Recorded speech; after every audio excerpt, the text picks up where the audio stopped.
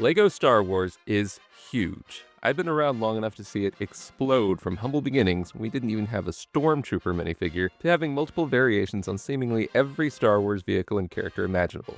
But what I'm here to talk about today are those times when something introduced in a LEGO Star Wars story has managed to cross over into the main Star Wars canon.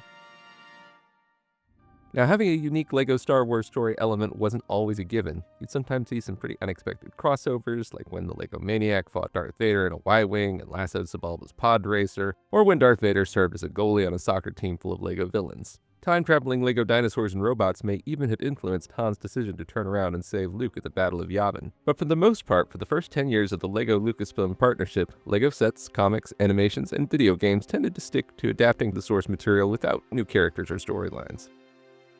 Now, my personal favorite exception to this rule is the supercomputer tutorial interface from the 9748 Mindstorms Droid Developer Kit CD-ROM from 1999. This was a patient, amicable computer with a voice very reminiscent of Sir Alec Guinness, and it was intended to help Jedi students achieve mastery in droid building. In the animations on the CD-ROM, we see that it has ended up in a junk shop on Tatooine. This system had a name, something like the J1000 or J6000 supercomputer. I had intended for this to be a quick footnote in this video, but when I went to look up this character online, it seems to have fallen through the cracks. While I did find some videos showing the animations and clips of the CD-ROM tutorials, I can't find the clip where the computer introduces itself. If anyone remembers the name of the computer here, or better yet, can upload a video of the full CD-ROM walkthrough, let me know in the comments. I'll check and see if I still have the CD-ROM. We may have accidentally stumbled onto a minor lost Star Wars character here.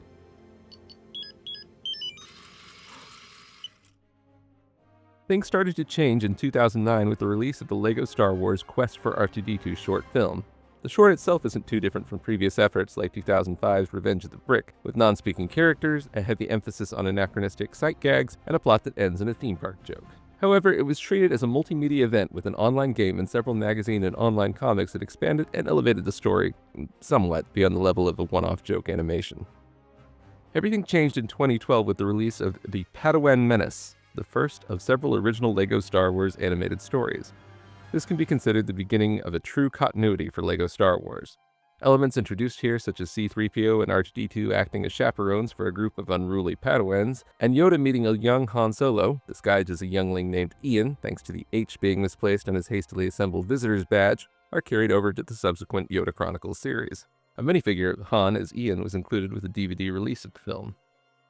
The main innovation of the Yoda Chronicles is the introduction of Jek-14, a kyber crystal-enhanced, Force-sensitive cyborg clone created by Count Dooku and General Grievous during the Clone Wars. This is a completely original character with a story arc that unfolds across the Yoda Chronicles and the new Yoda Chronicles series, in both the Clone Wars and Galactic Civil War eras. He was released as a physical minifigure in two sets, 75018 Jek-14 Stealth Starfighter and 75051 Jedi Scout Fighter. These animations would prove to be the foundation of the LEGO Star Wars universe continuity that continues to this day. LEGO had also created sets based on concepts from the larger Star Wars Expanded Universe, and the Expanded Universe had certainly incorporated ideas and models that had originated in other toy lines. However, the connection between LEGO Star Wars and the main Star Wars continuity remained pretty much one way so far. When Disney acquired Lucasfilm and the Expanded Universe shifted into Legend status, things changed for the LEGO Star Wars universe as well.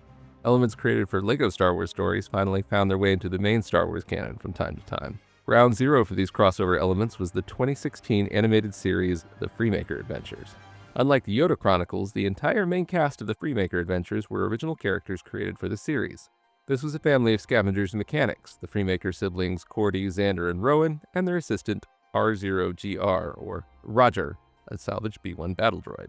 These were presented as characters that could exist in both the LEGO universe and the canon Star Wars galaxy, with the show's creative team consulting with the Lucasfilm Story Group and characterizing the show as canon adjacent.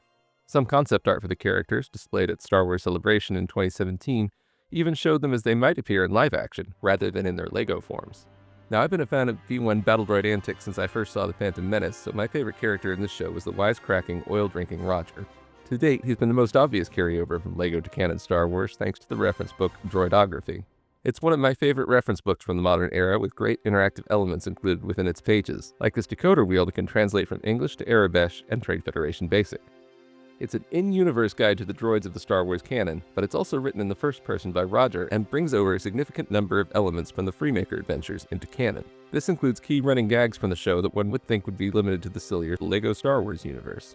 The front cover shows Roger with a detailed version of a LEGO cup of oil, his preferred beverage. Also included are Roger holding his signature old-school mop, a pan of freshly baked cookies, and excerpts from his autobiography, From Trenches to Wrenches, the Roger Story.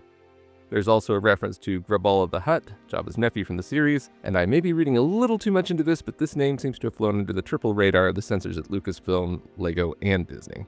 All told, this book canonizes a good deal of the Freemaker Adventures and its follow-up, LEGO Star Wars All-Stars, with too many references to mention here.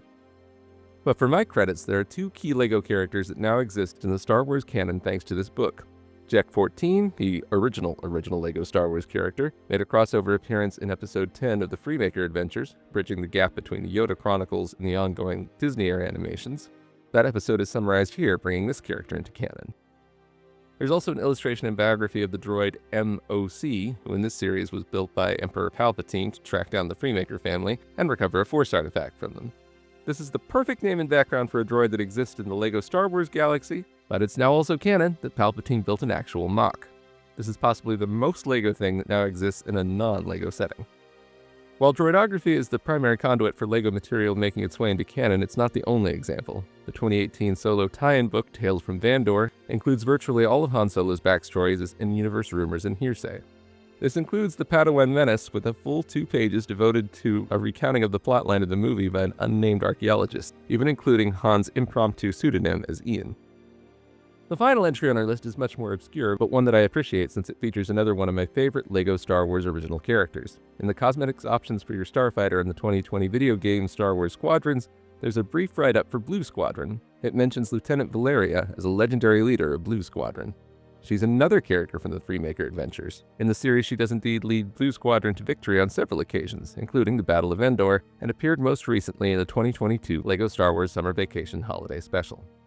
But it's not just characters that have crossed over. LEGO-like building toys also exist in the Star Wars universe. But you're going to have to go all the way to the unknown regions to get them. In the 2020 novel Thrawn Ascendancy Chaos Rising, we learn that children in the Chiss Ascendancy have what are called building snaps, multicolored pieces that can be assembled into different shapes and designs.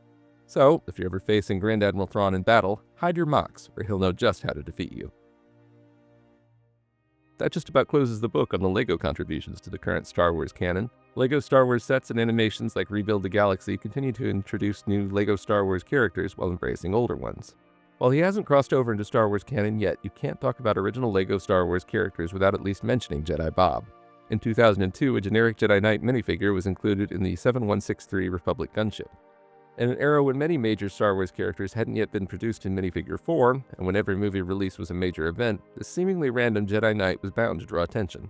Fans took to calling him Jedi Bob, a name acknowledged in the 2009 LEGO Star Wars The Visual Dictionary.